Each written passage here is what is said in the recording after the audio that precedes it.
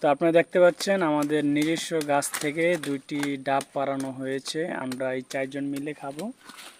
তো এই হচ্ছে মাহিয়ান, আর এই হচ্ছে আমার নুরুল ইসলাম ছোট ভাই, এই হচ্ছে আমার হাসান, হাসান না হাসান ছোট ভাই।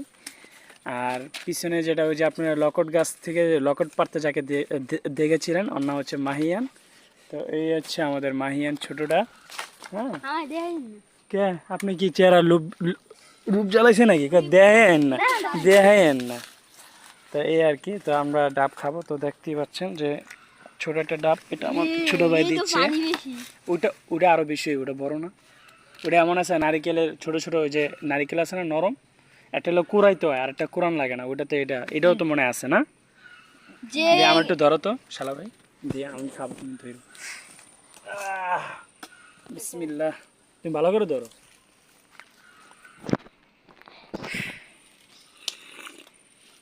আলহামদুলিল্লাহ, এরকম করে ধরো, এরকম। আলহামদুলিল্লাহ, সুম্মা আলহামদুলিল্লাহ।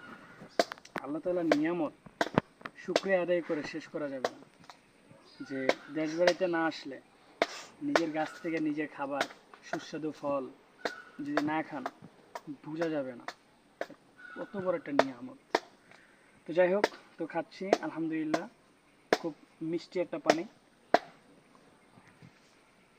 এবং যাদের জন্ডিস এবং ডাক্তারের কথা, যাদের সক্ষমতা আছে, তারা দৈনিক একটা করে ডাবের পানি খাওয়া, নতুবা সপ্তাহে একটা, নতুবা মাসে একটা, নতুবা বছরে হইলেও একটা ডাবের পানি খেতে হবে।